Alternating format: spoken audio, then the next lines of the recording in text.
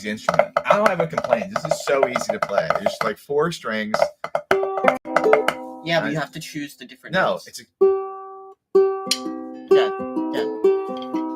No, I'm uking right now. Good evening, everyone. Why are you hitting it so hard? Because that's how you do it.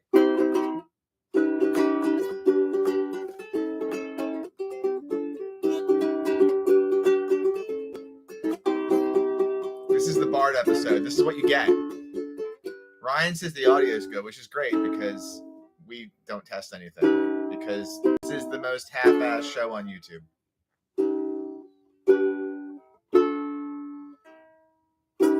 Cooper, everybody. Look at that. Right here. Live with us. Where else would he be? I'm James. I'm Cooper. Cooper plays Bards now. And tonight on the Sunday Shadowdark show, we're talking Bards. We're going to put that away. It's the all Bard, all the time I don't think Timber likes show. I don't think Timber's a fan either. I don't think Timber likes ukuleles. She's not a fan of ukuleles. So that Bard, that pesky Bard, it's the class created by Kelsey Dion during the Shadowdark Kickstarter, I believe. So it was in March-ish of 2023 that it was created. That and the Ranger, they were added on afterwards as their own little, PDF for both classes. And we think the Bard is awesome. We are fans. We're not going to half-ass it, Ryan. We're going to whole-ass it. This show is a whole lot of ass sometimes. So the as we are showing, the chat is open. Be a part of the show. You can chat. The dog is just with us. Your Timber's down here timbering. What's up, dog? We'll see if she doesn't start barking at us randomly. That tends to happen. All right, so let's get on with this here. So Tales from the Table, no Crypt the Devil Lich this week. We did not have a game because Mr. Band competition here. Are you paying attention to the show? Yeah. You're messing with the dog. Because she's here. What's up, Baron Grimm? The less she'll bark. We did play today, we played some Shadowdark today. We did some hex crawling. We started with the gloaming of Cursed Scroll 1. Cooper returned as Flank Wisebottom. The Y is silent. The Y is silent. The Halfling Bard. And I did add on the fly some healing to the game. We needed some healing. So because you didn't have any healers. Right. Today's game was 2 fighters, a bard and a thief. And there was a request for healing potions. I usually let players buy potions of healing, but they're expensive. It says under the equipment list or under the magical items, you go to the 0 to 3rd level like treasure. It's just like 150 gold pieces for a potion of healing. So I usually let players pay that much to buy one.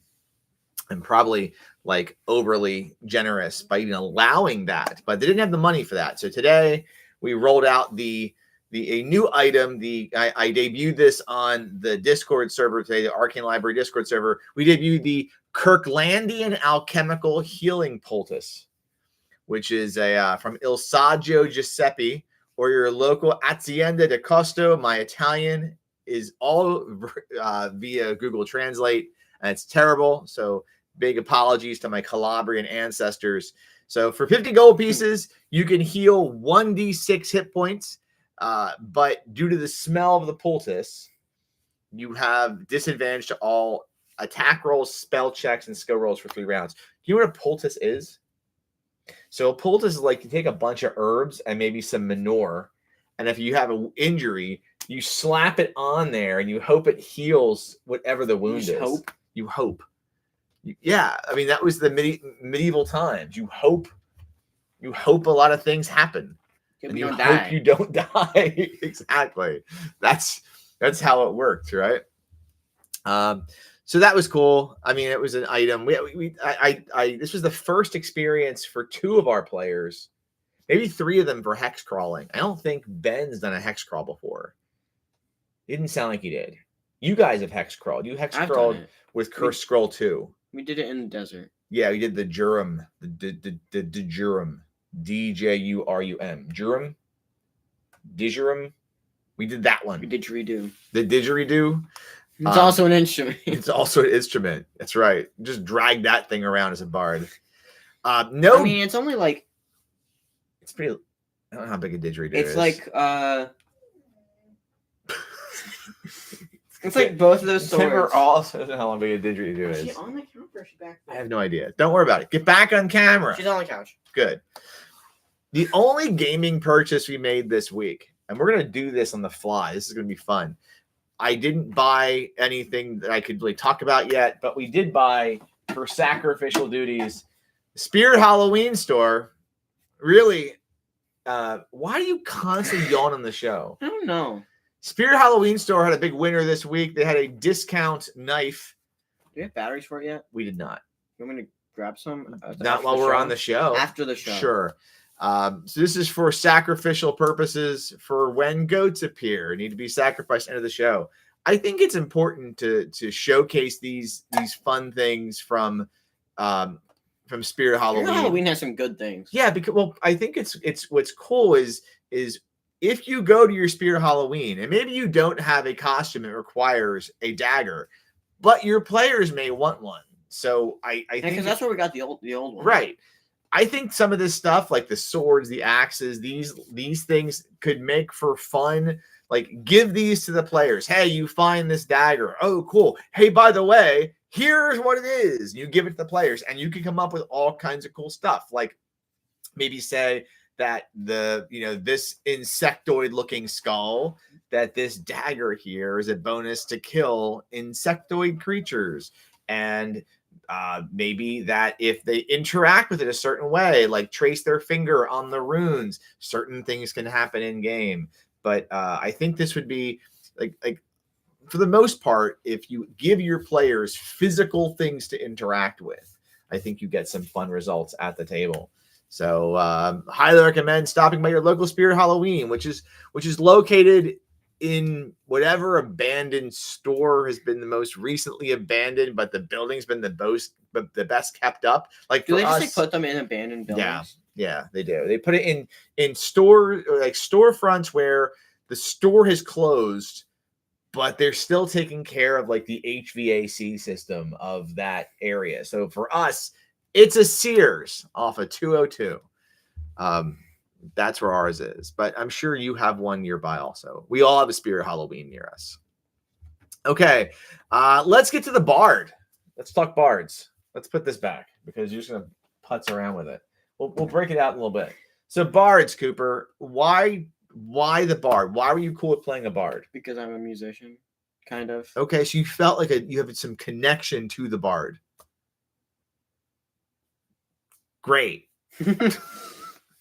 I feel connected to the Bard because I've played Bards in AD&D 2nd edition, and I played Bards in 3rd edition. My very first Bard, his name was Link Emerald Blade, and it was a Bard. I wonder where the name could have I was like a freshman in high school playing a Bard, and it was in a Spelljammer campaign. I have a feeling I know where the name could have come from. Yeah, from Legend of Zelda. Yeah. He was a half-elf bard, and then I played a bard again as my very first D&D 3rd edition character. His name, though, was Slip Friedish, and he was based somewhat around Steven Tyler from Aerosmith. And a mic stand with scarves on it. Right? So that's my connection with bards. Ryan, I've never seen a 5th edition bard, so I've seen the 4th edition version of the bard. But it had that vicious mockery power where you could like yell at someone and cause damage. Can a 5e bard do that too? You just yell at people and be like, yeah, you could just call it vicious mockery. You like yell pointy words at someone and they take damage. It's pretty rad. Spike. Well, I think you gotta tell them off. Like you trash talk somebody. You trash talk someone to death. You suck. Yes. And then trip and fall on. And you take 1d8 damage. We're gonna do this video like kind of like how I did the So You Want to Be a Blank videos previously. Well, last year I did the fighter, the wizard, the priest, the thief, and the plague doctor. Those are the basic ones plus the plague doctor. I did that one during the Unnatural Selection Kickstarter. Ryan says they can cause mental damage and the opponent gets disadvantaged. You really can trash talk someone to death. That's freaking hilarious. I thought that was very interesting with the in 4th edition. I just was very surprised that was a thing, but it was interesting. So we're gonna go through the bard. If you have not explored the bard in Shadowdark, it's not gonna look. It looks a bit like the bards, I feel like, from 2nd edition, merged with some bardic abilities of maybe later editions. But it's a Shadowdark bard is its own thing. So let's go through the bard, shall we? So weapons. Bards get to, and while I'm doing this, Cooper, why don't you throw the I'm just checking to make sure that there's no new questions. Why don't you throw the into the chat the email address for anyone who wants to email us a question? You can go ahead and do that at shadowdarksundays@gmail.com. Can you pin it on there once it's in there? Sure. All right, so weapons for bards in Shadowdark. You get your crossbow, your dagger, your mace, your short bow, your short sword, your spear, or your staff, which is really saying that you get the range. You pretty much get everything, most everything a thief can use, you can use. So you're limited to that D6 damage melee weapon and your D6 damage crossbow, which we all know the whole crossbow situation. Cooper, you a pro crossbow. I'm more pro short bow. We understand. In this instance, I would probably take the crossbow, though, over the short bow, just because I think it's a more elegant weapon than a bow. I also just like the crossbow more. Well, I know we're aware of this crossbow affinity that you have. It's more fun. So if the weapon selection of the bard is sort of, it's okay. The armor selection is pretty dang good. They get access to leather armor, chainmail, and shields. So if you thought the weapon selection was kind of so-so, the armor might turn you around and say, I could wear some chainmail armor, have a shield. If you have a 0 dexterity, like a 10 dexterity, you're going to be running around with what, like 15, AC 15, I think, when you add all together. That's what I have. Yeah. I have 16. Because you have a decent dex, I think, right? I think so. I have a maybe +1. Let me consult the tome here. I don't know why I'm saying what it might be. Where's my sheet at? Chainmail is 13. It's away. 13 plus dex mod. So with chainmail and a shield, you would have 15 AC. I'm at 17 right now. Then I also have the magic shield, though. You have that maple shield that like just drips. But I was at 16 to begin with. It drips maple syrup off the front of it. It's sticky. You rolled it. It was sticky. If I hit someone with it, would they just get like severely stuck to my shield? No, it would just be an annoyance. It only bothers them if they have like a texture. I give them that weird feeling of when you get like syrup on you and you try to wash it off and you can never get it off. You always miss the spot, right? It's like you wash your hands to get syrup off them, and the syrup spot was here, and you didn't get that spot. Like if you somehow get like syrup, it's worse on your arm. You don't want syrup on your arm. You get like syrup on your arm, and then you like try to clean it off, and then you completely wash it and still using the random tables. We rolled that one of the magic items they found a few weeks ago was a magic shield that like the description of what it's sticky, which is gross. Baron Grimm says Shadowdark Bard reminds me of Chris Pine's Bard, the Honor Among Thieves film. I think it's pretty accurate. The Bard from the movie. That's the main guy, right? Yeah. Chris Pine, yes. Okay. I forgot what his name was. All right, so languages. Bards are master communicators, and languages 18 they get 4 charisma. They get 4 additional common languages. So dwarf, elf, orc, goblin, and they get a rare language, giant. Rare could be draconic, primordial, diabolic, and celestial. So you have all these language selections for them. So as a character class, you're going to have a lot of speak. I think you speak Draconic and you speak Giant and a bunch of other crap. I don't know. Again, your sheet's back there and it's away. Duolingo. Your character has actually been successful in Duolingo, unlike you. I'm just saying. Okay, but it was Duolingo is really only just a thing to keep up with actual Spanish class. Yeah, but your actual Spanish via Duolingo was crap. No me gusta. All right, next about bards. Bardic arts. So just like thieves have advantage on doing things like climbing or opening locks, bards have advantage with oration, performance, lore, diplomacy, and that's it. Lore is what we forgot today. Talking earlier today about whether someone have knowledge in the game of something like the area or something you were coming across. Lore would have given you that role. So it's sort of Nikita had something right for that though, right? Yeah, I mean, he was able to spin his backstory, that urchin backstory into it about like where the pulse. I wanted to bring my scout thing in there for something, but Nikita had it, so it was cool. He still had something. Yeah, he figured it out. So again, these are abilities that are going to be mostly helping you outside of combat. Magic Dabbler, that might help you in combat. It might not. Depends on what you're dabbling with, because bards can use scrolls and wands. So you could actually read that alarm scroll you found today. But once you cast from a scroll, the scroll is kaput. It's gone. What would I use it on though? Well, you could cast a spell one time. You could what would I put it like? What would I put it on? Well, let's see what alarm does. We haven't, because I have it, but I don't know what to do. It's the first level spell no one's taken. Because it doesn't sound that useful. Well, hold on. Let me read it. Alarm. You can't fireball, but like once a day. So a duration is 1 day. 1 day. You touch an object. It's a door threshold, setting a magical alarm on it. If any creature you do not designate while casting a spell touches it, a magic bell sounds in your head. So if you were all in a dungeon and you wanted to rest in a room and no one wanted to take watch that night, you can cast alarm on the door, and for the next 24 hours, if the door opens up, an alarm goes off in your head. It's only useful. In my head? Yes, only the caster's head. Well, let's be fair. The scroll has been given to the thief who's holding it for the wizard character when she shows back up again.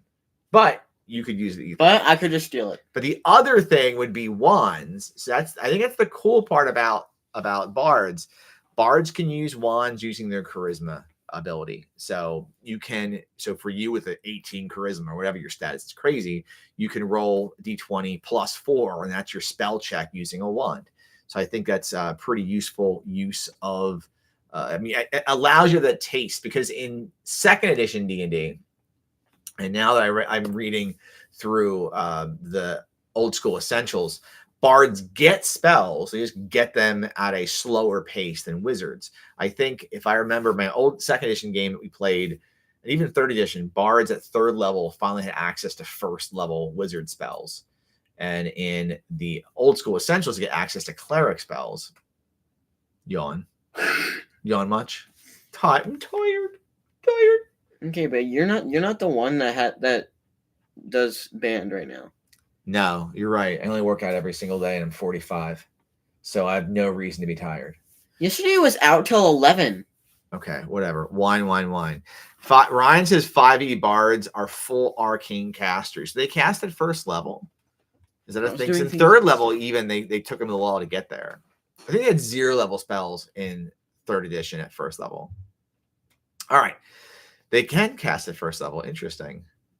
This is what happens when I don't play 5e. I'm just totally I have no idea. You learn things. I'm not going to learn much because I have no intention of playing it anymore. If you ever done my time, not playing it again. If you ever do end up, but I won't. But if you ever, I won't. But if you ever do, but I won't. But if you ever do. Presence. So bards can use a charisma check to enact one of the following effects. Failure means not till next rest. So essentially, if they fail this roll, they can't use it until the next rest. They can either inspire to DC 12, one target within near distance gains a luck token. And then fascinate.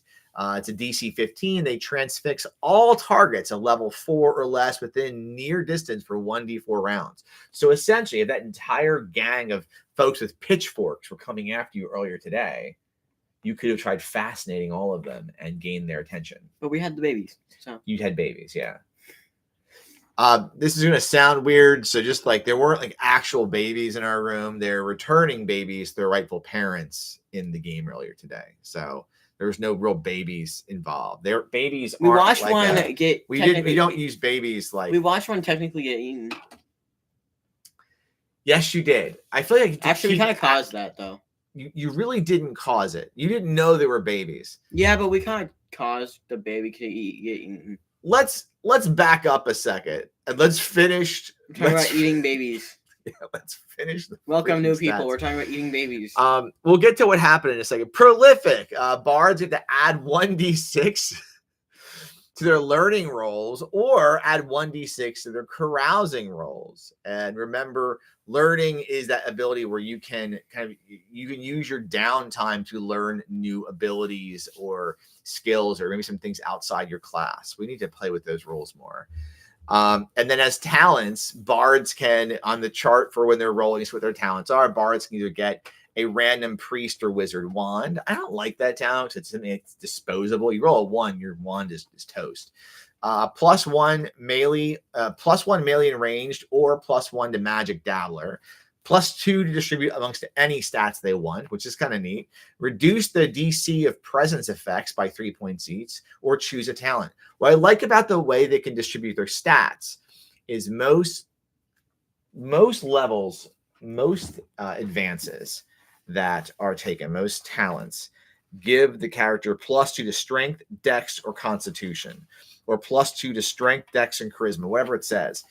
A bard can spread it around. So the way, at least it works in the, when you look at it to in the shadowdarkness.net, is you can break it up into 2 +1. So essentially you have 2 odd numbered stats. You could take 2 of them and push them both over the edge to get a bonus. So I like that. I think bards have a nice mix there for ancestral combos. So some ways to play bards differently. You have your bard, which we'll call it the halfling whistler. Why not? Right? So you have that's a stealthy halfling bard with the stealth bonus of invisibility once a day for 3 rounds. There you go. Let's call the dwarven mix the dwarven chanter, a good HP bard that can don heavy armor and grab a short sword and be a backup fighter. And you always have your elven minstrel bard. Take the elf bard, and you can focus on range combat with the short bow or crossbow for the win. And why am I coming up with these? Because where is it at? I had it up here. Oh, here it is. If you are looking to get more info on bards, I'm pretty sure you can get this book on Drive-Thru-RPG. But I still have all of my brown books, and here is the complete Bard's Handbook. Look at that, including these are the books that have all the cool stat features for your classes. And the complete Bard's Handbook was one of the most broken one of these because every kit changed the Bard completely. But what was kind of cool, and look at there it is. Hold on, here it is, the halfling whistler. It's just some dude whistling. Look at that guy. Look at that whistling dude there. Look at that. It's falling apart. I know. The Bard's Handbook is not doing well. So that's the thing. If you had these books, remember the first thing that happened? This thing came off, and you were stuck with this packet, but you didn't want to lose this, so you made sure you kept it together. Oh yeah. The Bard's Handbook and the Humanoid's Handbook, both of those was the biggest problem. Why not put it just glue or staple it back together? So anyway, look at some of these instruments. You didn't answer my question. Some of these instruments. Look at this. This is a complete. There's a 2-page. There's 2 pages of instruments in here, and what their availability is, and how much they cost. Like, you would be a bard lugging around a 1,200 gold piece, 500-pound pipe organ. No, go back. Look, an unfretted clavichord that's 6 feet wide. Wait, no. Take a look. Wait. Enjoy. What was that on? It's in the back. Yeah, Baron, they were OP. Some of those kits were really, really powerful, or just really broken. Well, mandolin's not weird. You got a sack butt. A what? A sack butt? What's a sack butt? I don't know, but it's a trombone. It's a trombone, except it's 42 inches long. This thing's a racket. It literally is just a racket. Yeah, I remember. How about a thing that looks like a shower head? The complete book of elves that broke that whole. How about the dwarves handbook? I think if you followed the dwarves handbook, the letter, you had 12 proficiencies. You got craft proficiencies. The kits gave you proficiencies. Want to walk around with it? It's a pipe organ. Want to walk around with an 8-foot pipe organ? If you know what, it takes up a few equipment slots. How many equipment slots would an 8-foot pipe organ take up in Shadowdark? If it's keep it in a portable hole, then dump the sucker out and just start playing a pipe organ in combat. And just pray that that's some Final Fantasy crap. And then just pray that it doesn't crack when you drop it. So yeah, I'm going to recommend this book if you're a Bard fan. Anyway, what do Bards excel? Where do they excel? What do they excel doing? In cities, towns, you would think that's the best place for them. It's perfect. They're great at communicating with nobility, gathering information, and of course, carousing. But in dungeons, I would say Bards, they can fill in any of those spots where maybe you don't have you need something to fill a gap. All right. And I feel like Bards in Shadowdark can kind of do a bit of everything, but nothing that great. I feel like that Shadowdark Bards do have that master of with that jack of all trades, master of none feel. You know, you make sure your Bard is a couple of the wands, and your Bard is now a backup caster. You make sure the Bard has, you know, a magic shield and some chainmail armor, and you know, toss him a short sword, and he will be able to hold his own in a fight potentially. Although, there you go, Ryan's putting instruments up. You're not going to hold that shield with an accordion. I guess if you have the accordion attached to your shield, you know, and you just whoa. The other thing is the fact that they can generate luck. They're kind of like the halfling luck batteries from Dungeon Crawl Classics, because in Dungeon Crawl Classics, halflings just generate luck. Mirko says in dungeons they fill a role that they're somewhat good at. They're always they're always a luck token generator. So we noticed that today we didn't have to use it, but if luck is depleted, the halfling, well, you are a halfling. He is a halfling in the game. He's a halfling bard. The bard can generate some of that back for the party. And that is an exceptional way to adventure. So it's definitely a support character class. I would say maybe even more support than a priest, but I do like the bard. Having seen the bard in play now, across 2 campaigns, I think the bard's very solid. And Mercury, you're referencing the extremely potent in conjunction with a roustabout. So roustabout, we haven't seen that class in gameplay yet. I do have a roustabout PC for an upcoming game at the Runehammer store generated, and I think my games on the 20th, right? Yeah, I think my games I'm going to run at PAX Unplugged. I will have the roustabout as an optional character, as one of the characters you can pick from. One of the pre-gens. One of the pre-gens, yeah. So, but the roustabout's pretty interesting. Yeah. So as Mirko says, they can give advantage on luck tokens they give to others. So roustabouts, when they gift their luck to their player, it's like it's a cool class. It really is. The roustabout really is that jack of all trades, master of none, but really master of none. Like that's a class that doesn't have good armor or weapons or anything, but can get good. It's supposed to be like the class that was designed that's there for if you roll like an 18 con, but nothing else is good. Well, hey, play a roustabout. All right.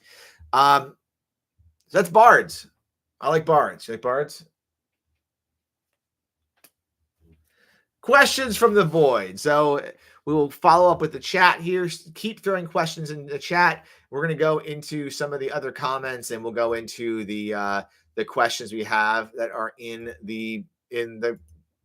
that were emailed to us. Let me go back to this baby eating thing. I feel like we should talk about this just so it's like taken up, and we don't have to talk about how we ate babies. Actually, no, we didn't eat babies.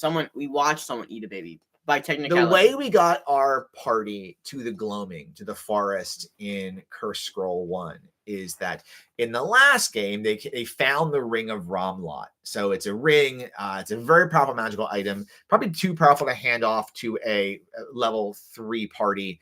But the characters found the Ring of Ramlot. It was hidden away in this chest in this giant's home. And one of the characters put it on today. That was Ganthan the fighter, the elven fighter, the bow expert, puts the ring on. And it felt this compulsion to take the ring west to this forest. Doesn't know why. I'm not going to spoil anything here because Cooper's in the game now, but felt this compulsion that I'm just a villain. You're a villain, but you can play when you want to play. But felt a compulsion to do the answers to this ring, whether it's towards mastery or destruction, lie within the gloaming. And the party convinced themselves to travel west there. And I ruled that it took them so long and they got lost because they're, again, it's kind of, I used the word ensorcelled today. I'm going to use it again. It ensorcelled their minds, right? And what does that word mean? It's like it. Also, why do you keep using big words? I like it. It magically took over your mind, and you found your way, a winding way to the gloaming, to that forest. But once you got there, you had eaten all your food. You were almost starving, and you made your way onto the map. This is the first hex crawl adventure for several of the players. And when they got there, I put them on the hex. I explained the hex crawl, how it's going to work. And the very first encounter was a farmer with this large pig, this large swine, pulling a cart full of pumpkins and gourds. And he was offering to sell them to the hungry party for 1 copper each, which was probably a giveaway that wasn't good. And he kept trying to convince the party to come taste the pumpkins. And I wanted to give the feel of this. I think I read something somewhere. This is like an homage to Diablo and to The Witcher and that dark forest kind of feel. So I had that the pig itself was a demon, and we only figured out because I used my wand. That's correct. The pig itself was the demon, and I used I modified the stats to one of the demon in the book. So I used where is it here? It's dinosaurs. I used the Glabrazu.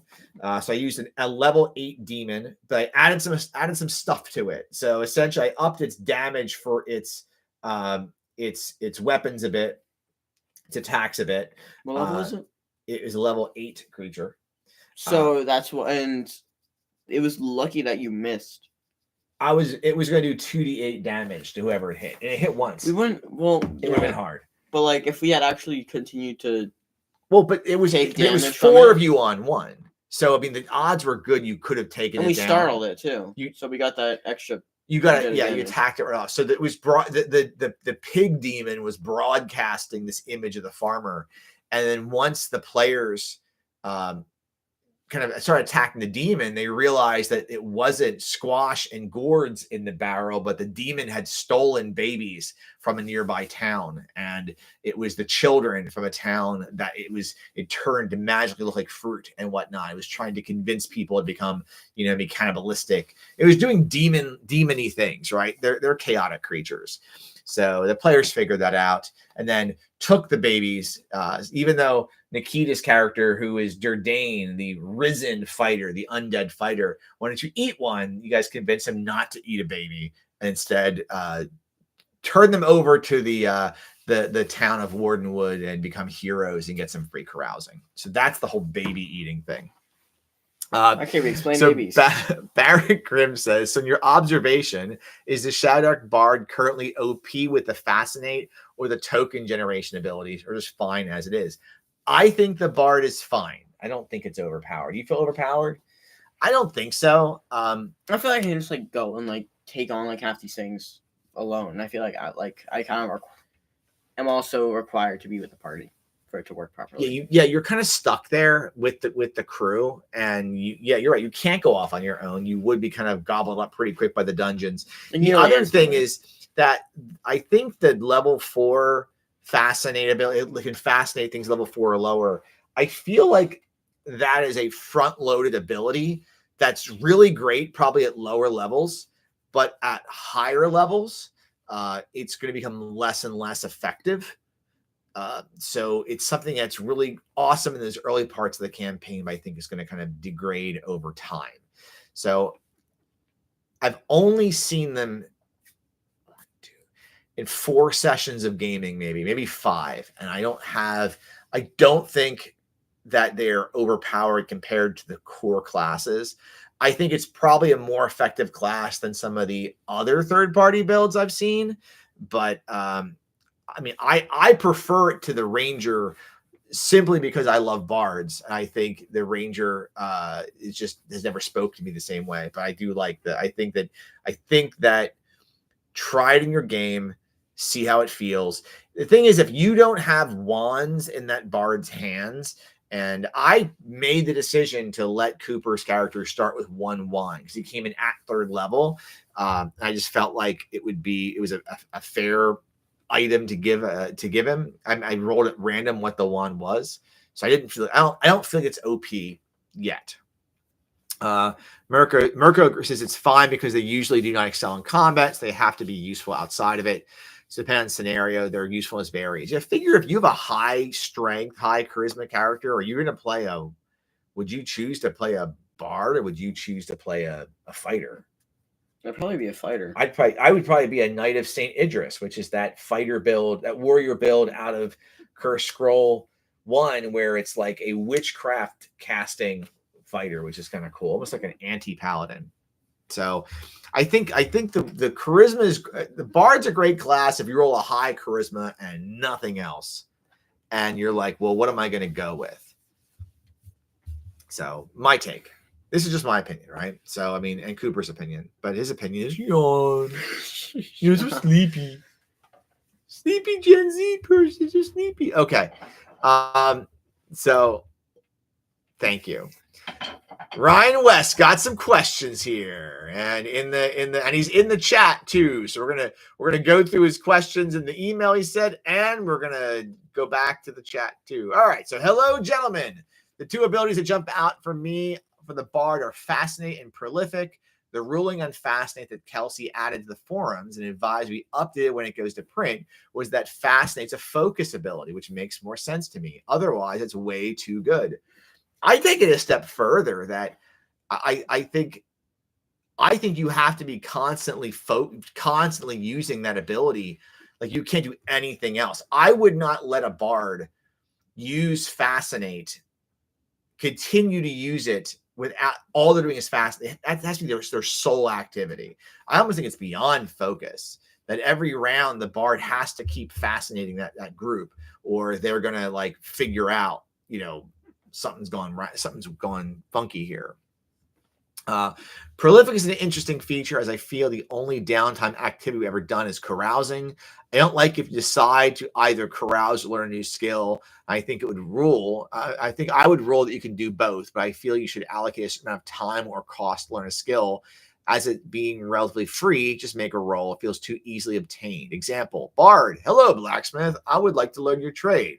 Blacksmith, get bent, Bard. Bard, I'll pay you 25 gold piece to apprentice to you. Blacksmith, now we're talking. Thanks as always, Ryan West. So I did not realize that it was downtime was either carousing or learning. We've never used the learning option in downtime. We probably should. We just don't. But it's not for lack of one. But I don't think I draw the mechanical requirements and say you can only do one or the other. I think that I agree with what you would do, Ryan. I would say that let the characters spend if they want to spend time in town, what I might say is, okay, you want to carouse and spend time with learning a new skill. That's going to take you a month, right?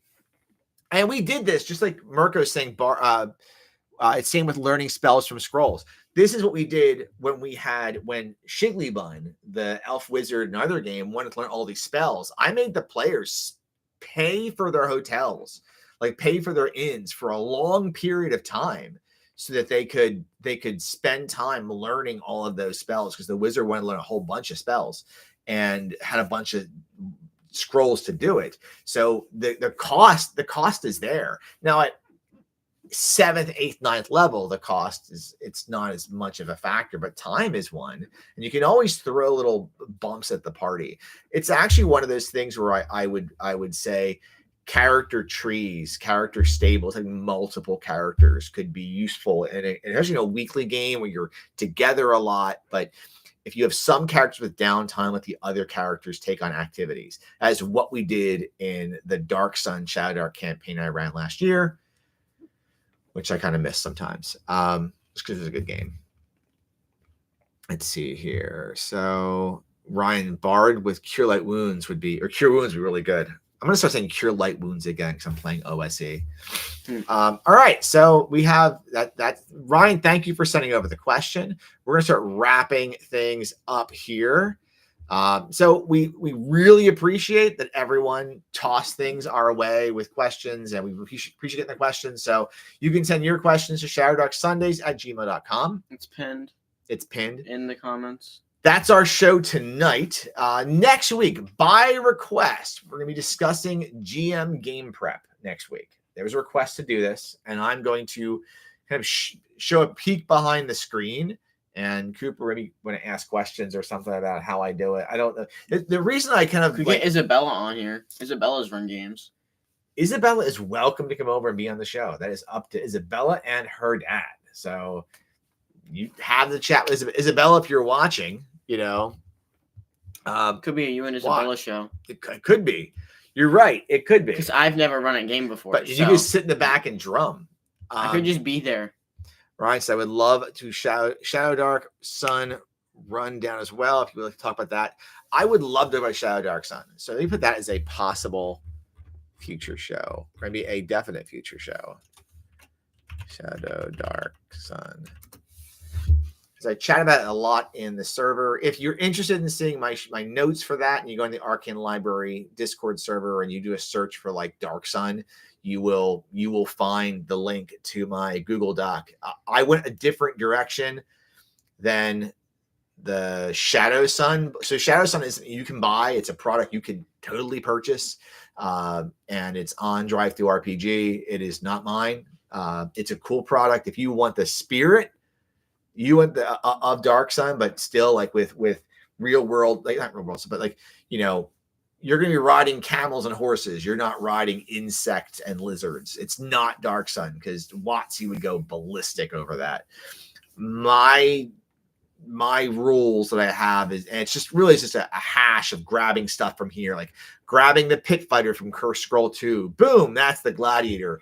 Grabbing the Psionics from Shadow Sun. Boom, that's what we're going to use for Psionics. With some house rules, but for multiple characters and for shared XP. I love Dark Sun. It is my favorite Wizards of the Coast TSR setting. I remember playing it with 4th edition. It wasn't as good as the old 2nd edition days. It is a bleak, blasted sword and sandals setting. I love the novels. I love the fiction. I'm just a raving fan of it. We got a poster of it on the wall back over there. You can't see it from here because it's behind the wall. So anyway, I would love to talk more about it, and I can. Happy to do so. Let me go back. All right, so upcoming events and cons. This is a tough one because I've been talking about these, but now the October 20th Runehammer Shadowdark game is now full. And then both of my games at PAX Unplugged are full. So if you've booked a ticket, not a ticket, but a seat at one of those games, I'm looking forward to playing with you all. I will be running Quest for the Silver Sword on Saturday. And I'm running the Festival of 500 Flavors, but it was the second one I wrote. That's just like that's the adventure. It's like Diners, Drive-Ins, and Dives meets D&D. Kind of like just based on that T-shirt. It says Dungeon Meshy. Yeah, and Dungeon Meshy. Yeah. So those should both be good games, and that's that. But I can't broadcast join them because they're full. No crowdfunding projects I have to speak of. I think Lorelei and the Lion is still out there and going right now. There's probably a few other projects. I will make I will spend some time looking to see what else pops up in the next week. If you have something you want me to talk about, please send me the link, put it in the comments below. Email it to us. I'd be happy to share the love about Shadowdark wherever possible. But I think it's time to go hunting for the goat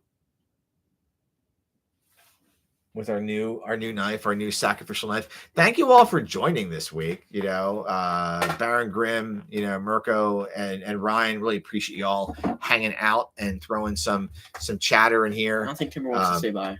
Timber does not want to say bye. That's fine. So, all right. Well, until next week, make sure to tip your bard, tip your wandering merchant or the wandering merchant, and we are off to go sacrifice a goat to Shun the Vile. Have a great night, everyone.